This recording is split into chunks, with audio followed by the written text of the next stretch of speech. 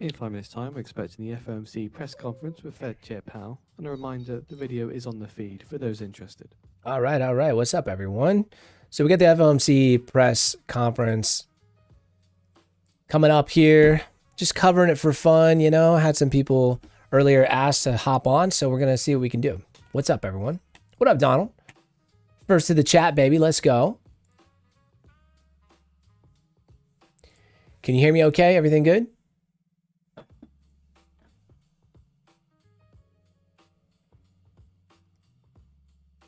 Thanks, bro. Appreciate that.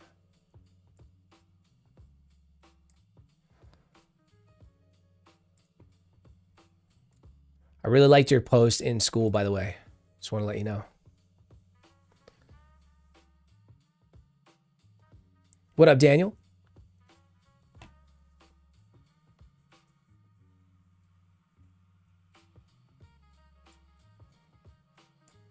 You're candle trading. Hey, whatever you want to do, man. You know. Haven't changed anything from this morning. Expecting this previous daily low to possibly get hit.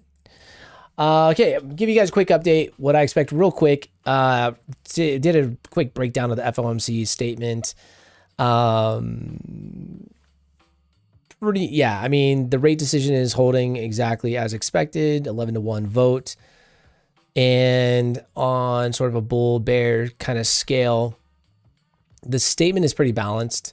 It's like deliberately neutral, right? So I really don't think there's no like hawkish pivot. That's what I was really trying to see. Is there a hawkish pivot? And it's from all the language that we see, it's pretty neutral. There's case for the bulls, there's cases for the bears.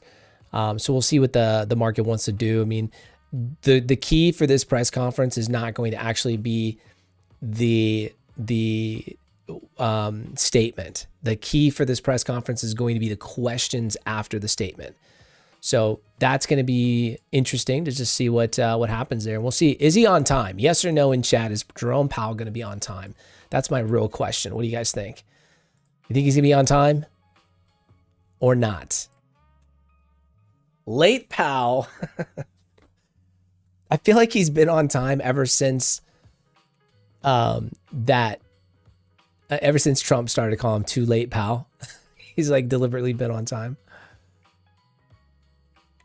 But yeah, leaning obviously a little bit more bearish than bullish overall.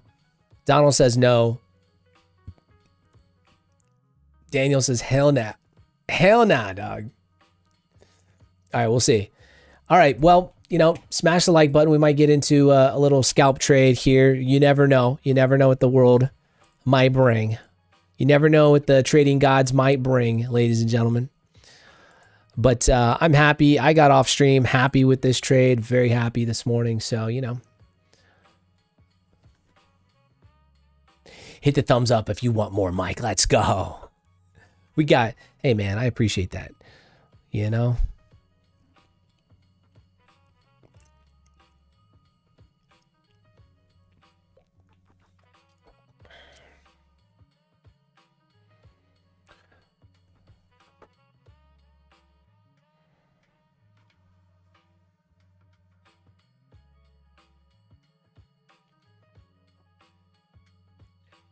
Too late, pal.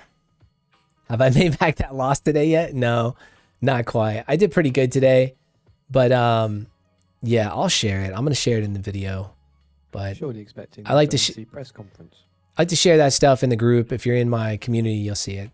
But yeah, man, I'm not trying to make it back in one day. That's not something that I would try to do. You know what I mean? Like, it's all good. However long it takes, it takes. Today I played it right. I did increase my size, and I'll show that later. But like right now, I'm focused on just being consistent as usual. That's it. You know, I let yesterday get away from me a little bit, and I recognize that.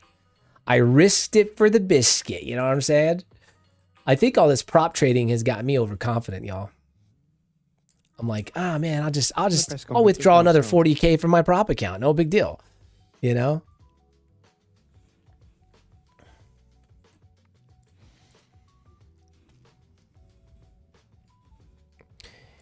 Yeah, but technically the 2 losses yesterday were real, the 1-to-1 losses. So even though I would normally size way down today, I didn't. I actually stepped up a tiny Fed's bit. Powell says So the economy I'm is proud of that. expanding. What's up with this? We're okay. Powell is like not Powell here on the says channel. Hold inflation on. remains somewhat He's on. elevated. Okay. At a solid There you go. pace. Sorry, guys. While job gains have remained low, the unemployment rate has been little changed in recent months, Powell says and the inflation policy remains stance is somewhat appropriate. elevated. Today, the FOMC decided to leave our policy rate unchanged. We see the current stance of monetary policy as appropriate to promote progress toward our maximum employment and 2% inflation goals. The implications of developments in the Middle East for the U.S. economy are uncertain. We will remain attentive to risks to both sides of our dual mandate. And I'll have more to say about monetary policy after briefly reviewing economic developments. Available indicators suggest that economic activity has been expanding at a solid pace. Consumer spending has been resilient, and business fixed investment has continued to expand. In contrast, activity in the housing sector has remained weak. In our summary of economic projections, the median participant projects that real GDP will rise 2.4% this year and 2.3% next year, somewhat stronger than projected in December. In the labor market, the unemployment rate was 4.4% in February and has changed little since late last summer. By the way, everything he's saying here has already been out. It's already in his statement. So I already took a look at the statement. It's neutral. Not really looking for any moves right now. Due to lower immigration and labor force participation, though labor demand has clearly softened as well. Other indicators, including job openings, layoffs, hiring, and nominal wage growth, generally show little change in recent months. In our SEP, the median projection of the unemployment rate is 4.4% at the end of this year and edges down thereafter. Inflation has eased significantly from its highs in mid-2022, but remains somewhat elevated relative to our 2% longer-run goal. Estimates based on the Consumer Somewhat Price elevated. Index and other data indicate Anyone that catch that? total PCE prices rose 2.8%. It's inflation's somewhat elevated. It's really high. Core Sorry. PCE prices rose 3.0%. These elevated readings largely reflect inflation in the goods sector, which has been boosted by the effects of tariffs. Near-term measures of inflation expectations have risen in recent weeks, likely reflecting the substantial rise in oil prices caused by the supply disruptions in the Middle East. Most measures of longer-term expectations remain consistent with our 2% inflation goal. By the way, sidebar, check this out. As he's talking, look at oil. Like, this is not good, man. Reaching 105, 106. I mean, we start getting back up here to the 15, to the teens. Whew, dude. You're going to feel some serious pain, not only at the gas pump, but also just in all the goods, everything. Everything goes up, man. Today's meeting, the committee decided to maintain the target range for the federal funds rate at 3.5 to 3.75%. From last September through December, we lowered our policy rate 0.75 percentage point, bringing it within a range of plausible estimates of neutral. This normalization of our policy stance should continue to help stabilize the labor market while allowing inflation to resume its downward trend toward 2%. But the implications of events in the Middle East for the U.S. economy are uncertain. In the near term, higher energy prices will push up overall inflation, but it is too soon to know the scope and duration of the potential effects on the economy. We will continue to monitor the risks to both sides of our mandate. We are well positioned to determine the extent and timing of additional adjustments to our policy rate based on the incoming data, the evolving outlook, and the balance of risks. In our SEP, FOMC participants wrote down their individual assessments of an appropriate path of the federal funds rate under what each participant judges to be the most likely scenario for the economy. Oh, the dot plot. The median participant projects that the appropriate level of the federal funds rate will be 3.4% at the end of this year and 3.1% at the end of next year, unchanged from December. As is always the case, these individual forecasts are subject to uncertainty, and they are not a committee plan or decision. Monetary policy is not on a preset course, and we'll make our decisions on a meeting-by-meeting basis. To conclude, the Fed has been assigned two goals for monetary policy: maximum employment and stable prices.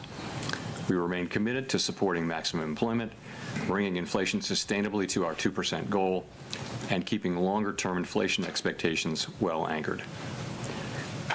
Our success in delivering on these goals matters to all Americans. We at the Fed will continue to do our jobs with objectivity, integrity, and a deep commitment to serve the American people. Thank you, and I look forward to your questions. Very concise. Very concise. Giving us nothing. Colby Smith of the New Neutral. York Times. Here we go. There's been some debate about whether the Fed should look through the inflation that will come from higher oil prices stemming from the Middle East conflict. Is that the right approach at this juncture? And to what extent does the fact that inflation has been above target for roughly 5 years now influence the committee's thinking around this? So, first, let me say we're well aware of the performance of inflation over the last few years and how a series of shocks have interrupted progress that we've made over time. Interesting. And that happened most recently with tariffs, and oil crashed from 109 this morning. Coming forward. Oil crashed from 109 all the way down to $96 for WTI. Now I was looking at Brent.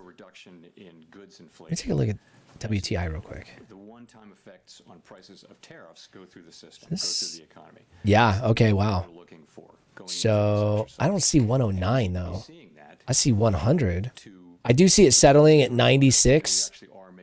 Maybe I'm looking at the wrong chart, but I know this data is correct. So that's a really bullish, that's like super bullish. Right in the middle of his speech, it dipped and settled at $96. That's a $13 drop in one session. That's enormous relief for inflation. Just wanted to let you guys know real quick, because could be a little bit of a green light to, you know, get a little risk on right here. Obviously, in the middle of his speech, we don't know what he's going to say with these questions, so we'll listen. But like, that's a suit, like that gives the bulls the edge right now for sure. Broader context of 5 years now of inflation above target, we have to keep all of those things in mind, and the question of looking through when it does arise will be one to approach not lightly, but you know, in the context that you mentioned. And just on the S&P, can you help us make sense of why there is still a bias to cut for most officials this year? Yeah, I see the break. It's just this is volatile, so we'll see if it holds. Curious, kind of what's the genesis behind the need? What's the need for the cut? Yeah, so you know, there are 19 people, and so 19 reasons, 19 individual submissions. You know, and if you notice, the median didn't change, but there was actually some movement toward a meaningful amount of movement toward fewer cuts by people. So 4 or 5 people went from 2 to 1, let's say, 2 cuts to 1 cut. And each person has individual, you know, stories behind what they want to do. But essentially it is that, you know, the forecast is that we will be making progress on inflation. Not as much as we had hoped, but some progress on inflation. It should come as we start to see in the middle of the year progress on tariffs, you know, going through once and then tariff inflation coming down. We should be seeing that. And, you know, the rate forecast is conditional on the performance of the economy. So if we don't see that progress, I'm not in any trades. I'm just taking a look at what that would look like. That's kind of like the expected move, but it's still volatile right now, guys. It could go any which direction, but this nice little pullback's not bad. We need to wait for actual breakout. Here for 2026. If I'm going to take a trade, I want to have a little bit more confidence. Shock or something else. So that's going to be part of it. But, you know, that wouldn't be most of core, right? So the oil shock for sure shows up here. Some of that will be in core as well. But yes, but no, there's also just the feeling that we haven't seen, you know, the progress that we had hoped for on core goods. and on tariffs and on the rest of it. So for whatever reason, people did write up their inflation forecast. That will certainly be tied to events in the Middle East and the price of oil, but it's also, I think, a reflection of the slow progress we've seen on tariffs, which we believe we will see. It's just a question of how long it takes for them to get all the way through the economy, and it just takes some time. Right. And He just said, if I don't see inflation progress, you won't see the rate cut. That's bearish. more due to the expectation that the oil portion of this will pass through, or more out of Whether we look concern through that there is a energy inflation, blow yeah. He kind of flipped the script on that answer, that last answer, guys. Like, just kind of looking at what he actually said. It's all bearish. diverting spending from other parts of the economy. So I didn't get the second part of your question. The consumers are going to be potentially diverting money to gasoline from other parts of the economy. There could be a growth shock or a redistribution of spending there that can hit consumption, wealth effects as well. I guess I'm wondering, is the rate forecast not changing because you think the oil shock is going to be temporary, or because you want to be sure you're positioned in case growth starts to slow? So the thing I really want to emphasize is that nobody knows. The economics effect could be bigger, they could be smaller, they could be much smaller or much bigger. We just don't know. So people are writing down something that seems to make sense to them, but have no conviction. That to your point, if we have if we have a long period of much higher gas prices, that's going to weigh on consumption. That'll weigh on disposable personal income, and it'll weigh on consumption. But we don't know if that's going to happen. Something quite different than that. We might have much lower than expected pass-through. So people write down, this is one of those SEPs where a number of people mentioned if we were ever going to skip an SEP, this would be a good one, because we just don't know. So I wouldn't say there's a conviction that this is going to go through quickly or not quickly. It's just you got to write something down, and this is something that is that people wrote down. We don't debate how long. How do you do that? We wouldn't be able to debate what the length of or size of these effects would be. We just have to kind of make an individual statement. And also, what you've written down before you'll be reluctant to move too far away from that, just because you don't know. It's so unclear what the direction from this particular end will be. Meanwhile, the growth has been solid, and inflation, the overshoot is mainly from the goods and tariffs. And, the labor market is, the unemployment rate, of course, is little changed since September. You have a very, very low break-even rate, apparently, for new jobs, with little growth in either demand or supply. But the U.S. economy is doing pretty well. It's just we don't know what the effects of this will be, and really no one does. Steve. Mr. Chair, in the past, the staff has suggested that higher oil prices, they have a hit to consumption, which Howard was talking about, but that's somewhat offset by increases to domestic production. I wonder if you could talk about that dynamic, especially to the extent that... And his tone kind of flipped back towards the bullish side there. The first thing is there is it's a lot of flipping, guys. Thinking. So be careful. Long-standing thinking, put it that way, is that you do look through energy shocks. But as I mentioned, that's conditioned on inflation expectations and that kind of thing. So, sorry, your question was? What the staff is saying about, and has said in the past. Yeah. So there'll be an offset. Offsets, yeah. So that's true. We're a net exporter of energy, right? So any effects on employment and economic activity and spending would be offset to some extent by the fact that our oil companies will be more profitable, and they may even do more drilling.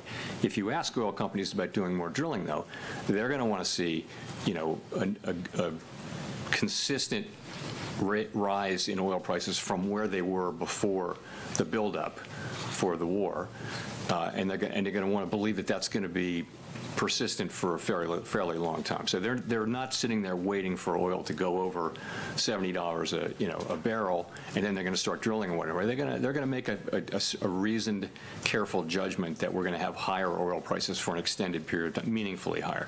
So I wouldn't say there's much of that happening. Not much of it happening now, but some of that could happen over time if you see that. But the net of the oil shock will still be some some downward pressure on spending and employment and upward pressure on inflation, of course. And if I could just follow up on Colby's question, how much do you worry that having looked through tariff inflation and inflation running above target and looking through the oil price shock would undermine the credibility of your commitment to the 2% target? You know, we have to do our analysis and you know, think these things through carefully, but of course that's on everyone's mind. You know, we're well aware of the history, and but you don't want to overreact to that. You know, you want to make the best judgment you can based on the facts. I don't think we're going to let it color our decision-making more than is appropriate. It's more the thought that it's been 5 years, and we've actually had, you know, we had the tariff shock, we had the pandemic, and now we have an energy shock of some size and duration. We don't know what that's going to be, actually. And, you know, it's one of those things where it's a repeated set of things, and you worry that that's the kind of thing that can, you know, can cause trouble for inflation expectations. And so we worry a lot about that, and we are very strongly committed to doing what it takes to keep inflation expectations anchored at 2%. And, you know, I think it's important that we do that, very important. Nick.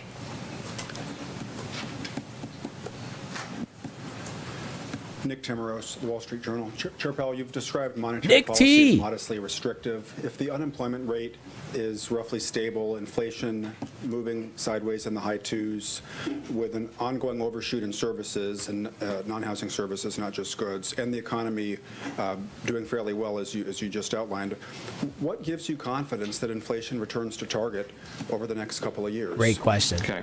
So I Good would question, say Nick. the rate is, you can characterize it as in the high end of neutral, or you can characterize it as perhaps mildly restrictive, even modestly restrictive. No one knows for sure, but it's in that range where it's somewhere around the borderline between restrictive and not. Remember that a big part of the disinflation we're looking for is just the runoff of when tariffs are put into place. Of course, what they do is they raise prices to some extent, to the extent those prices are the tariffs. So this are little paid by idea did consumers. pan out. I just didn't take the On a trade. I one-time didn't basis. And we're love waiting the for fact that he's still that answering process. questions. It takes 8, 9, 10. But it was a 11 perfect months, little a year to scalp go just through the based system. on We're this waiting swing. for So I the mean, tariffs, which were super put in place simple over the setup course there. of But the middle I'm part not of I'm not taking a trade right now. later last year. This We're this waiting is for a that consolidation right through the here. system, so that goods inflation will return closer to what it's always been. I mean, it used to be, for many, many years, it was negative, and then, you know, the year before tariffs came in, it was 0, and it's running at like 2% now. So, and so that's kind of, goods inflation is running at 2%. So that's not coming from standard Phillips curve restrictive, you know, restrictive policy. It's coming from the runoff of a one-time thing. We also think it's important, though, to keep policy either mildly restrictive or, you know, close to that, but not too restrictive because of the weakness in the downside risk in the labor market. We are balancing these two goals in a situation where the risks to the labor market are to the downside, which would call for lower rates, and the risks to inflation are to the upside, which would Mid pressure right now as Iranian missile attack on Riyadh. feel like we're, That's kind of a wild card right here, guys. But it just dropped sort of this mid pressure and we feel like during his which is kind of on speech answering these questions. So if one of these hits, of restrictive versus if one of these hits infrastructure, then oil is going to spike instantly, and it overrides everything that's going on right now. So we're kind of waiting to see what this Saudi situation. This is the dominant risk, I would say, right now. Loosened. Why has non-housing? So I have news pulled up. We'll see if there is damage or anything like that. That's a good question. I didn't hear Nick T's question. You know, it's frustrating. Labor, non-housing services they basically moved sideways for a year. They're at the same Nick level. T. And we do expect that they will come down. But, you know, it's a bunch of idiosyncratic things. But at the same time, that is one of the things we should be seeing. Because to your point, you know, Those last the couple labor answers were market is dovish, by clearly the way. not So we might see source a of little inflationary move up, pressures, but and now that this, should you really know, matter for Saudi thing is in the non-housing mix. services. But we're not seeing progress there. So we do, you know, what we expect for next year is continued, what we want to see for this year, rather, is continued progress on housing services, finally seeing that, you know, the goods inflation come back down because the one-time effects of tariffs are through, and then also get some help from non-housing services. That's what we'd like to see. But it's, you know, it's a good question why we didn't see much of that last year. Edward. Brent crude oil did not sell off, settles at 107 a barrel. In December, we saw FYI, so revised down to up negative 3.8%. Not great. revised down. February posted a loss of 92,000. Is the employment side a far greater risk than the inflation side? Because we are seeing inflation, CPI is close to 2%, PCE has ticked down overall. You know, it's really, I wouldn't say that. I wouldn't say that that's clear at all, that one is more at risk than the other. So you can point to the unemployment rate being stable, and, you know, in a world where both supply and demand for workers have come down very, very sharply over the course of the past year due to immigration policy largely, you know, a ratio is going to be a better thing to look at than job creation, for example. So, and the ratio is the unemployment rate, and it's been stable since September. So that tells you that.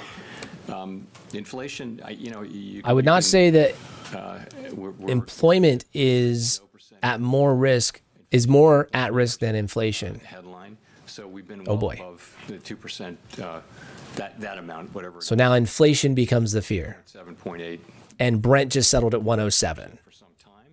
So And that's a concern. You know, we need to get back down to 2%, and we need to keep focused on that, even though we do now face some new Yeah. inflation from energy. So Selling I'd be down. impressed to say that one of them is obviously kind of more like the risk than obvious other. move here. And if I may, We're in what downward structure happens, anyways. If there's no Federal Reserve chairman confirmed on May 15th, would you stay on? So if my successor is not confirmed by the end of my term as chair, I would serve as chair pro tem until he is confirmed. That is what the law calls for. That's what we've done on several occasions. All right, well, including- he's still answering questions, guys, so anything can happen. But the move here is off the shelf right above us. So I am going to be paper trading, just watching, tail of the, you know, just watching the tape, as they say. But the move is absolutely off the shelf. This is confirmed. It's a lower low. Whether you average in here, 1, 2, 3 trades could be averaged, whatever, however you want to do it. I'm just giving you ideas here just for fun. But that is a confirmed move. He could say something that's totally bullish and throw it all off. I don't know. But until he's done, we don't really have clear. Right now, just a structural move to the downside off of this shelf. Once again, I don't know what he's saying, so let me go back to him. Thank you very much. Claire Jones from the Financial Times. People have drawn quite a few historical parallels with the current situation. We've seen oil price shocks. in the Oh, yeah. past. Some people have said the first Gulf War and the Fed's response to that, where there was a focus on the growth risks, is the right I'm not in a trade. To what extent would you agree with that, and to what extent do you think we're in a different place today? Thank you. You know, it's really hard to say until we see the situation, the actual situation. In some circumstances, that might be the right case. In fact, for example, if we do see the kinds of disinflationary progress that we expect to see due to tariffs that I mentioned, I think it's hard to say, and it will depend to some extent on the size and duration of the effects we're seeing on prices, and it will depend a lot on what we can see in inflation expectations. That was a solid move. Solid move. Follow up, if I may, just on the BLS report. Solid move, man. Briefly there. It doesn't seem from the projections Okay. or from the So there was really very little adding. You would add 1, maybe 2 ads in the center of that shelf. to a large part being a supply Now, side. whether or not you write this down 27 points or not, you know, it's up to you. But I mean, these are just temporary targets. This means nothing. Price moving in the direction of And that the February job what I'm seeing. That's the goal. Okay, not just reaching a price target. I don't know where price is going to stop. But that was a good move, and you would have probably had, if you went in the middle and right at the edge, you'd had 2 trades.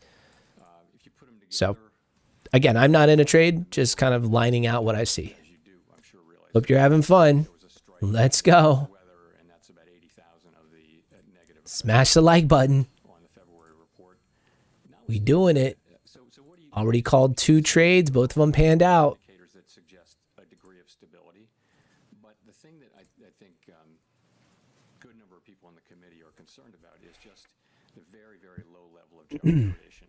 If you adjust She's cruising now, guys. job Cruising now. say 6 months, if you adjust that for Yikes. what we think, our staff thinks, is the overstatement due to overcounting, effectively passing the 750s. I think she can get down to the 720. Next stop is 730s.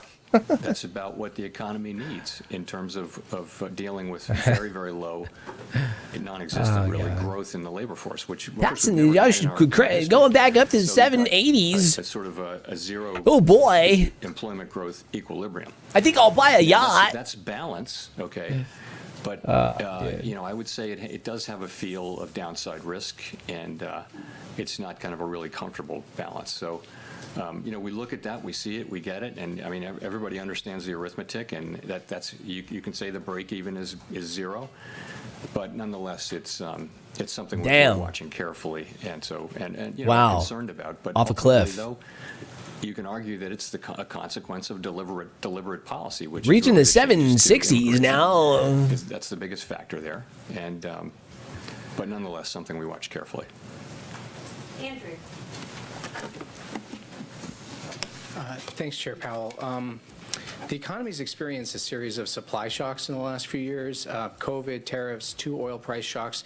Do you think that is bad luck, or has something changed in the world that makes supply shocks more common, and does the central bank need to start taking account of the risk of supply shocks as a more common problem? You know, we did go through a long period where the shocks were all demand shocks, and you know, so we've had a lot of practice thinking about supply shocks in the last 4 or 5 years for sure. And it's just a very different thing, and a much more difficult thing, because it does immediately raise the question of tension between the two parts of our mandate. But, you know, has the world changed? I mean, COVID is a one-time thing, right? This energy supply shock is a one-time thing. It's not because of some broad tendency or anything, I don't think. And you know, like, what would be dope is if he had this kind of like music behind him. Like, check this out. Of military action. So I don't know that the world has changed in a way that there'll be more supply shocks. But you know, there's people have written that paper and that speech a number of times. A number of people have tried to make the case that is the case. And in fact, we have seen more supply shocks in the last 5 years than we've seen in many years before that. It's a fact. Okay. You said last year that the Fed was reviewing its communication strategies, including the SEC. It just would flow a lot better. Review. Whatever happened to that? And I have like 5 follow-ups to that, but I guess, you know, what would you change? Like, he looks cooler with this music behind him. What happened about that was not much, and I'll tell you why. So, you know, we looked carefully at many aspects. I would tune into all the press conferences if it had this music behind it. There weren't any ideas that had. I'd be like, yeah, Jerome, let's go, baby. Talk to me. You don't want to make a change to your communications unless you have the committee behind that. So then they just drowned his ass out. Shut up, bro.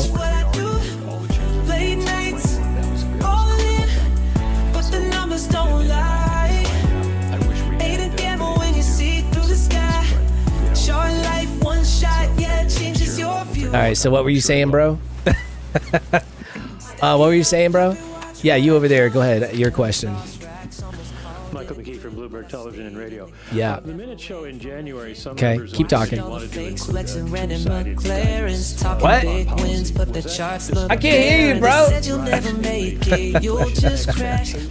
How much support for just having fun. two-sided policy warning would there be? So it did come up today. People tuning in, they're like, what the hell, bro? I'm really trying to figure out what's going on today. Bro, you either missed it or you missed it. You know what I'm saying? You in late, dog. Don't see that as their base we already case. Popping off. And of course, we don't take things off the table. But you correctly characterized, you know, what was in the minutes that several participants indicated, and something very much like that conversation did happen. What was your second question now? It was just one question there, but follow-up would be, there are a lot of goods besides oil that are trapped in the strait right now, and a lot of supply chains getting snarled. Long one, short two, baby. How much concern do you have about whether, if this becomes an inflation problem beyond just oil, whether there's anything you can do about it or would do about it, given the efficacies of monetary policy? You know, you can worry about other commodities. You can worry about all of the ways that oil-related commodities go into manufacturing, that kind of thing.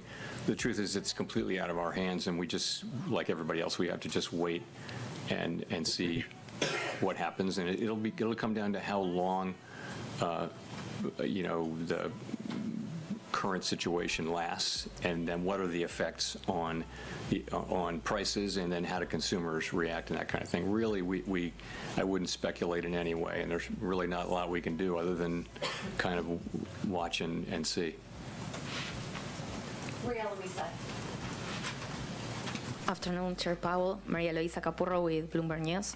I wanted to ask you, you've said longer-term measures of inflation expectations reflect confidence that the Fed will get back to its 2% goal, but there are some colleagues of yours who have pointed to higher dispersion in household service, in business services as well.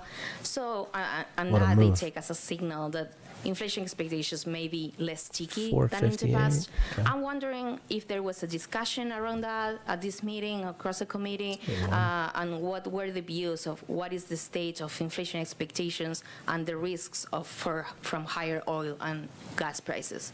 So at this meeting, I mean, a number of people mentioned and staff briefed on short-term expectations having moved up quite a lot for reasons we understand well. But long-term expectations, you can always find one that's troubling or some aspect of one that's troubling, but ultimately, right through this whole period, the overwhelming majority of the things we look to, including markets, including surveys of the public and also of forecasters, they've all been pretty solid on longer-term inflation expectations being right where they need to be, consistent with 2%. So that continues to be the case. We didn't have a lot of conversation. Almost took out that previous daily low target, man. That we're Dang. watching those extremely Almost. carefully. Not quite, but almost. The effects of the. I think she gets there. What do you guys think? Through from the conflict. Oh yeah. And still on how the discussion went across the committee. Before coming to this meeting, there were some members who were discussing the risks of a slowdown in growth at a time of where inflation remains high. It really doesn't seem that most members are penciling in a slowdown in growth. No. But has there been any discussion of the risks of stagflation at this point? So people actually wrote up their. That previous daily low target is at 728. I think that's 728. With just growing confidence in productivity, but sorry. And your second question was just. If there have been any discussions about the risk of stagflation scenario. Yeah, so as I mentioned, there's tension between the two goals, right? The upward risk for inflation and downward risk for employment. So, and that puts us in a different situation. When we use the term stagflation, I always have to point out that was a 1970s term at a time when unemployment was in double figures and inflation was really high and the misery index was super high. Add them together, you get the misery index. And that's not the case right now. We actually have unemployment really close to longer run normal, and we have inflation that's 1 percentage point above that. So calling that stagflation, it's not. I would reserve the term stagflation. That's bullish. A much more serious set of circumstances. That is not the situation we're in. Not the situation we're in. Okay. Some tension between the goals, and we're trying to manage our way through it. Okay, it's a very papi. difficult situation, but it's nothing like what they faced in the 1970s. And Okay, papi. I reserve stagflation for that, the word for that period. Maybe that's just me. That's pretty bullish. Thanks so much. Elizabeth Schulze with ABC News. President Trump says that oil prices and overall inflation will go down very rapidly as soon as the war ends. Do you agree with that? Here we go. I don't have a forecast on that. Oh, I thought he said I don't agree. Oh my God. The impact on American households. Oh, that would have been As you know, they've bearish. been facing these higher prices for years. They've seen an almost $1 increase in gas. How worried are you about households, especially lower income families, being able to afford those price hikes? And should people be bracing for higher costs? Dude, such a good question.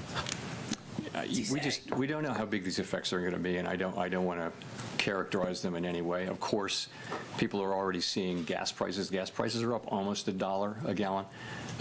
We hope that isn't for a long period of time, and of course people will feel that, but I don't want to speculate about what that might mean, because honestly that would sound like I have some idea of what's actually going to happen, and I don't think anybody really does. We're going to see how this works out, and I just would leave it at that. Victoria. Honestly, some bull comments coming out from Powell right there. That's why we're headed up. I just wanted to ask, for purposes of the next meeting, how the Middle East war develops. Yeah, off the shelf. I mean, you could go for it here. I will tell you, it's a little bit more risky after those comments. Oil prices, above $100 a barrel the entire time until the next meeting. But this is from a chart perspective clean. Because we never really retested it. So it hit it like perfectly right there. But are you on hold pretty might go a little bit. I would wait. We'll have to wait and see. I would wait. We always say we're going to learn more by the next meeting. Wait and see. Usually we do, but in this case we're going to learn a lot, because we're going to learn 6 weeks to the day till the next meeting, and we're going to see whether what happens is it's going to be very important. This is the first time we are seeing 1, 2, 3. If this turns bull, that's the first 4 in a row that I see on the freaking chart. Do you see any? Even on this 1 minute, I do not see any. This is the first 1, 2, 3. We did talk about. I mean, that's the first 3 in a row bull that I see. Oh, over here. Very uncertain. So yeah, guys, this has been a bears market here. Bears are running the floor. Going to be one thing or another. So we might see 3 or 4, but you got to expect most likely that's not going to last. We're at least going to get some type of pull back, I believe, but we'll see. Yeah, that's true too. Could be this candle. The U.S. economy has just, nope, not that candle. It's been strong through a whole bunch of challenges. I mean, if you go back to 2023, when we raised rates a lot in 22 and 23, and close to 100% of economists called for a recession, which didn't happen. In fact, 2023 was a really strong year. So the U.S. economy has really been just doing pretty well through a lot of significant challenges over the past few years. It's been amazing to see.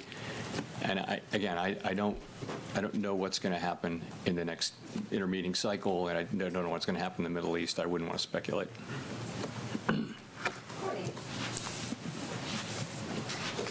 Hi, Chair Powell. Thanks for taking our questions. What makes you so certain that tariff-related price increases will be a one-time effect? I don't think we've seen you since the Supreme Court tariff decision, and it's pretty clear that none of us know what the extent of the tariff shock will be as the administration moves to replace some of the tariffs that were overturned. So I suppose I'm curious, what would make you question this certainty that tariffs are going to be a one-time price effect? Well, I would not at all use the word certain about my views on that. I'm not certain. I'm uncertain. But just if you think about what it is, it's a one-time increase in the price of a good, right? Okay. And what inflation is ongoing increases in prices this year, next year, the year after. That's what inflation is. It's not a one-time price increase. There's a very, very big difference. The public doesn't really focus on that, but that's the difference. And tariffs should be in theory, unless they cause people to start expecting still more tariffs the next year and still more tariffs the next year, they should be a classic one-time thing. People say the same thing traditionally. But they're not a one-time thing. Price spike, because by the way, traditionally prices go up and they're not a one-time thing. And by the time Trump loves tariffs, they're not a one-time thing. So what does that mean? Does that mean that's bear statement? I don't know. Confidence on that. On the surface, it sounds bull, but I mean,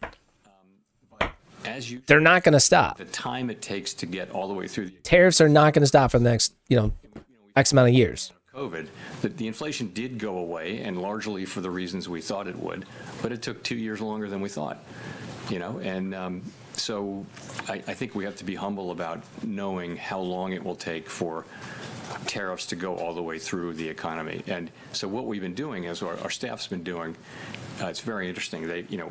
They started off with just an estimate because there wasn't a real history, and then they've built, based on the history that they're seeing of tariffs coming through into prices, they can now have an arc, and for all the tariffs, they can say, well, so we have, I think, a slightly more confidence that we will see tariff inflation coming down, not prices, but you won't see further increases, and we should start seeing that more and more in the middle parts of the year. We do expect that.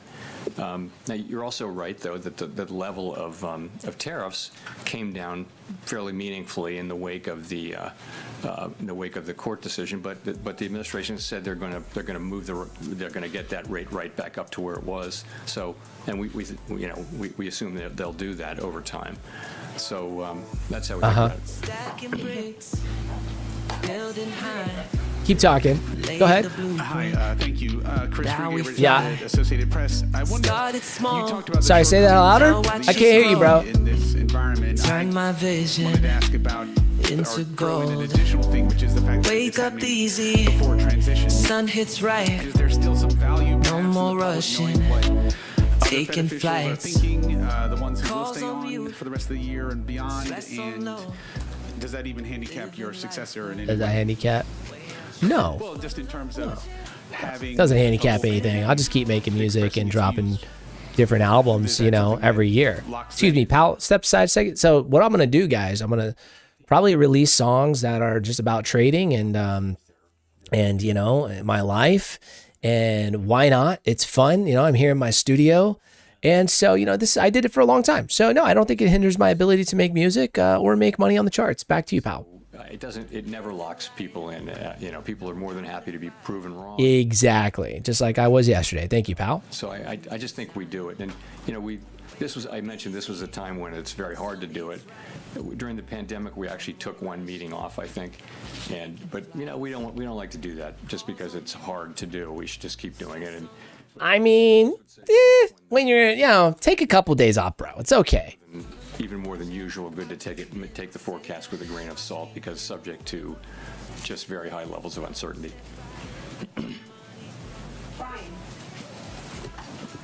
Hi, Chair Powell. Brian Chung with NBC News. So you mentioned at the beginning of this conversation that you're well aware of the history of inflation running above target. It seems like that might be what's underpinning the affordability problem that we're hearing a lot about on Main Street. Are there any signs to you that that's impacting the psychology of the consumer, especially given that they're a big driver of overall economic activity? I'm not sure what that's all about, but I'll tell you what I think and what we see in surveys, and that is. Oh, did that trade pan out too? Okay, there were big price just making sure. All around the world, by the way, everywhere in dropping bombs, baby. The United States had basically the same kind of thing. I'm a great analysis, like I'm an analyzer. You know what I'm saying? People are feeling like they. Very good at analyzing. In the United States now for 3 years, roughly. I mean, I'm a good executor too, but I feel like I'm even better when I'm just not in the market. Just like, that looks like a good trade. Boom. That looks like a good trade. Boom. You know what I mean? Feel good again, we think. Actually trading, actually clicking the button on my account. Oh, hold on now. Hold on. What are we talking about? We're talking some risk here. Hold on. Let's talk about it first. Hold on. Prices are still. Hold on. We're talking about real money here.Hold on. Are getting more and more expensive, and that's just catching up really from real prop money pressures that take a while to get to the price into the price. You guys having a good time? We take it very Let's seriously. go, baby. We don't dismiss it at all. You didn't think Mikey could scout? What? Who didn't think Mikey could scout? Experiencing and what it does for us is makes us even more committed, if that's possible, to getting inflation back to 2% on a sustained basis. How does the Fed's Does Mikey use order flow, volume profile, order flow, Wagyu beef stick, laddering, trend line trailing, breakouts with mandate? It's one of our two mandates. Maximum employment being A, B, C, D, F, G. Look at every advanced economy. XYZ. Anything like the United States. We need order flow, guys. Order flow. Let me tell you. In a democracy, and you'll see, pretty much. Oh, we got a big buyer at 24,783. Big buyer. But it's critical that we have that so that we can do the things. I'm making fun of people who actually make money doing it, though. And it's they actually make money doing it, and they're really a lot better than me at trading, obviously. Congress, which is where our oversight is in Congress, and you see that among Democrats and Republicans. We had a negative delta with looks like a big buyer coming through at 24,783. They're going to protect their stop. We could need 2 ticks above 24,783, guys. 2 ticks above. Would oil prices and broader inflation have to go? And for I'm just how messing long around. for the committee to consider hiking rates? And then secondly, diesel prices are rising faster than gas prices. How concerned are you that the increase in diesel might drive up food and goods prices and lead to broader inflation? Yeah, I'm not going to give you an example or specific answer on the first question. You know, we're prepared to do what needs to be done, but I wouldn't want to hypothesize about what that might be. You know, in terms of diesel prices, so your question there is, are we concerned about it? I mean, how concerned and whether or not it will drive up, you know, the cost of food and other goods that really rely on it to. Because it will. I think it's a more general concern than that. It's diesel prices because that's transportation of food and things like that. There are just lots of ways that oil and derivatives of oil get into the production and transportation of many things. Bro, it's a pretty straightforward question, pal. There are big effects in headline inflation, but things like that leak. He doesn't want to crash the market. As well, and yeah, basically all your shit that you buy on a daily basis, yeah, it's gonna go way up. We're right at the beginning of this, and we don't know how big it's. We just don't know how big this. Did you see the market just explode? You know, it may or may not be something that really makes a big imprint on the U.S. economy. We're just going to have to wait and see. Yeah, wait and see, wait and see, wait and see. What a deflect answer. Thanks very much. Just to sort of stare into the future for a little bit, I was looking at the longer Stare into the future. S&P and noticed that the growth estimate had been revised up a good chunk from 1.8 to 2, and the kind of long-term Fed funds rate as well. It'd be great just to hear, is that AI productivity or what's going on there exactly? Yeah, I think it's AI. just productivity. You know, we actually started seeing. Of course it's productivity some years ago, 4 years ago, 5 years Yeah, ago. but you know what else is productivity? All these companies laying people off. You hear about Facebook? They're laying 20% off, dude. That's insane. What it's really. But these are all pretty dovish, like deflect responses. This is all, I would say, dovish, like going sort of, I would say if anything, the market would go up here based off of what responses he's given so far. But I want it to keep going down. I don't know why. I want it to hit that daily low target. Of periods of high productivity because they're so rare and they're often revised This away. one.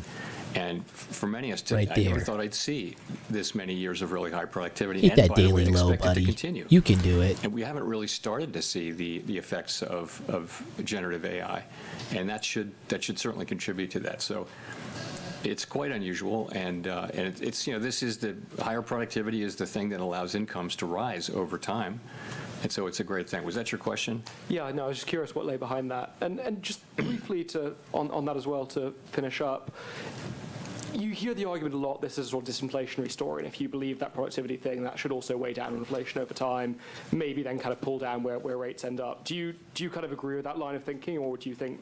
I have just been tape reading. I think you have to be cautious about that, in particular if you're talking about AI, about generative AI. So remember, in the short term, what's happening is we're building data centers everywhere, and that's actually putting pressure on all kinds of goods and services that go into building these things. So that's actually probably pushing inflation up at the margin.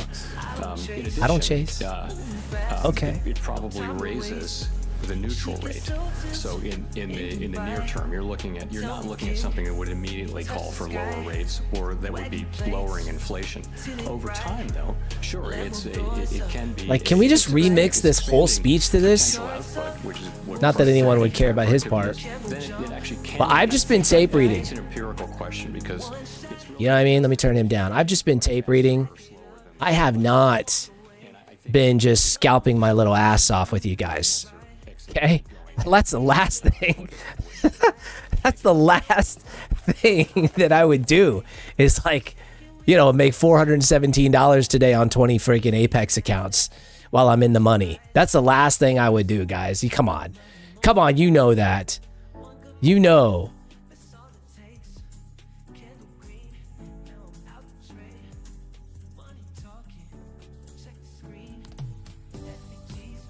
I don't know where the frick that music's coming from, but it's annoying as crap. Hold on. What the hell is that music? Bro. Oh, it's this. Oh, his press conference is over. Whoops.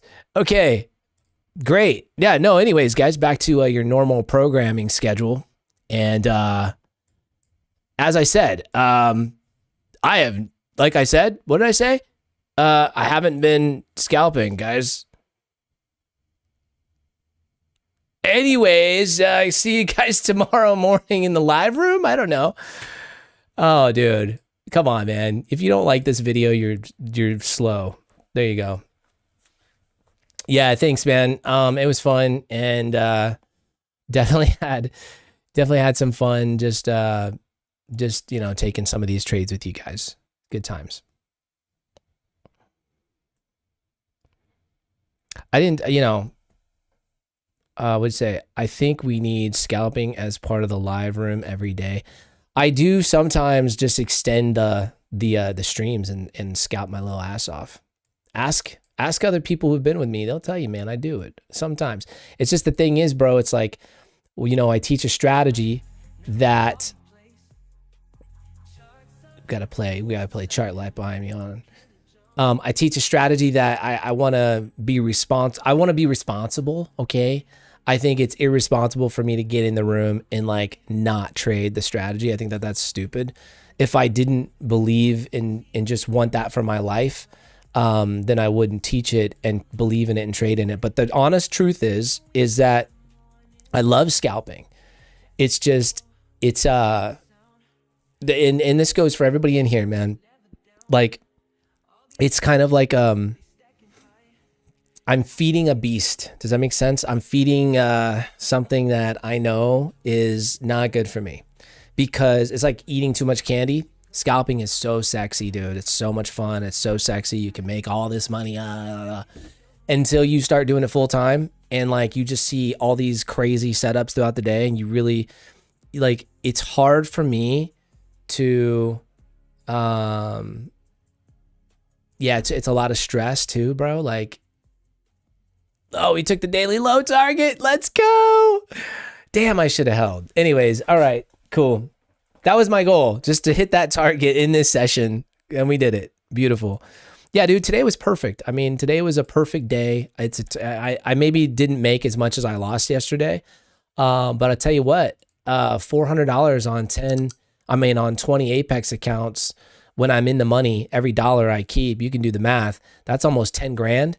And then what I made on my live account today, I almost did make what I made yesterday if you include the props. But who knows where that's gonna go and all that stuff. So, dude and dudettes, proud of today. It was a good day. I hope you guys had fun. We crushed it.